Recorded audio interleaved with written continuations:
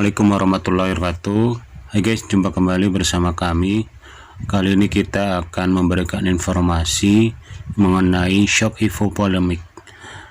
Apa itu shock hypovolemic, kemudian penyebab dari shock hypovolemic, serta klasifikasi dari shock hypovolemic, serta bagaimana pengelolaannya ketika menemui atau menjumpai pasien dengan shock hypovolemic. Tapi sebelumnya, bagi kalian yang baru bergabung, jangan lupa untuk like, share, dan subscribe channel ini agar kami bisa memberikan informasi yang bermanfaat buat perawat, dokter, dan tenaga kesehatan lainnya. Shock hypovolemic adalah kondisi gawat darurat yang disebabkan oleh hilangnya darah dan cairan tubuh dalam jumlah yang besar, sehingga jantung tidak dapat memompa darah ke seluruh tubuh. Shock hypovolemic harus segera ditangani untuk mencegah kerusakan organ dan jaringan yang lainnya.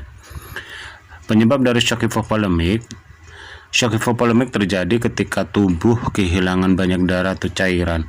Selain karena perdarahan, jumlah darah yang bersirkulasi dalam tubuh juga dapat berkurang ketika seseorang kehilangan terlalu banyak cairan tubuh. Beberapa kondisi yang bisa menyebabkan perdarahan dan memicu terjadinya shock hypovolemic adalah luka robek yang luas, kemudian fraktur atau patah tulang, kemudian robek atau pecahnya aneurisma aorta, pecah atau rupturnya kehamilan ektopik. Nah, ini KET ya, kehamilan ektopik terganggu atau KET, kemudian solusio plasenta pada ibu hamil, kemudian cedera yang merusak organ tubuh seperti hati, limpa, dan ginjal, misalnya perforasi, kemudian adanya perforasi gastrer dan perforasi yang lainnya, dan terakhir adalah perdarahan saluran cerna. Itu tadi penyebab dari perdarahan atau penyebab dari timbulnya shock hypovolemic. Bagaimana sih klasifikasi dari shock hypovolemic tersebut?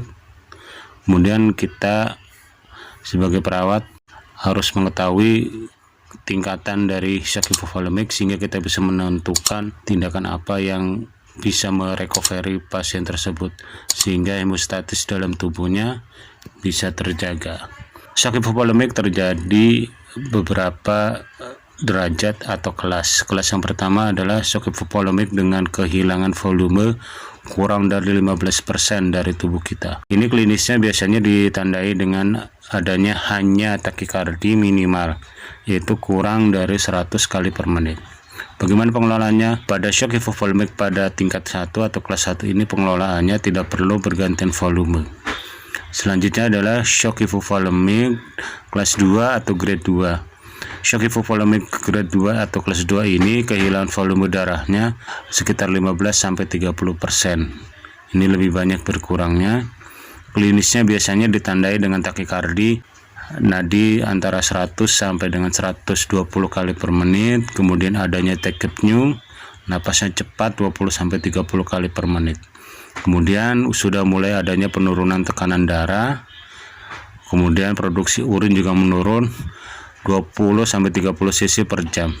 Jadi biasanya pada grade 2 ini pasiennya sudah ada tanda-tanda penurunan tekanan darah dan urin yang keluar adalah sedikit 20 sampai 30 cc per jam. Dan pengelolaan seperti apa?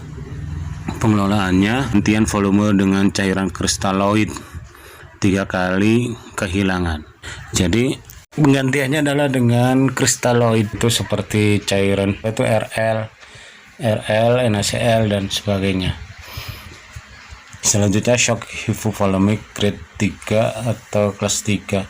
Kehilangan volume darahnya sekitar 30-40%. Ini biasanya klinisnya sudah mulai tanda-tanda penurunan pasien ya, misalnya takikardi, peningkatan tekanan darah, nadi lebih dari 120 kali per menit, adanya tachypnea, napasnya cepat 30-40 kali per menit, kemudian pasiennya bingung atau gelisah, adanya penurunan produksi urin. Ini lebih sedikit lagi, urinnya 5-15 cc per jam. Pengelolaannya adalah dengan penggantian volume cairan kristaloid dengan darah. Pada grade yang sudah tahap kehilangan darahnya lebih banyak, 30-40% dari tubuh kita ini sudah masuk dengan transfusi darah dan kristaloid, dengan darahnya dengan kristaloid. Kemudian selanjutnya adalah shock hipovolemic dengan grade atau kelas 4. Ini tandanya kehilangan volume darahnya lebih banyak, lebih dari 40%. Biasanya klinisnya adanya takikardia lebih dari 140 kali per menit nadinya, kemudian adanya tachypnea lebih dari 35 kali per menit. Ini pasien akralnya pucat dan dingin. Kemudian adanya perubahan mental, bingung, lemas, kemudian kadang pasien ini tidak sadar, gelisah gitu ya, ngamuk-ngamuk. Kemudian tekanan sistoliknya itu sama seperti tekanan diastol, bahkan kadang tidak teraba. Ini produksi urinnya sangat minimal sekali, bahkan anuri, tidak keluar urinnya.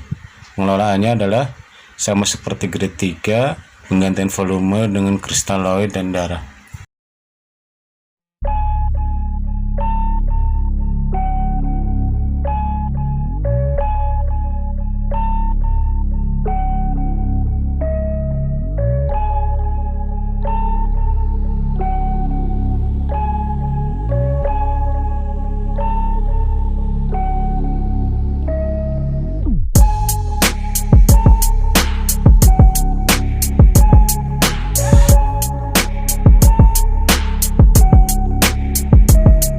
Demikian sekilas informasi mengenai shock hipovolemic. Semoga bermanfaat. Assalamualaikum warahmatullahi wabarakatuh.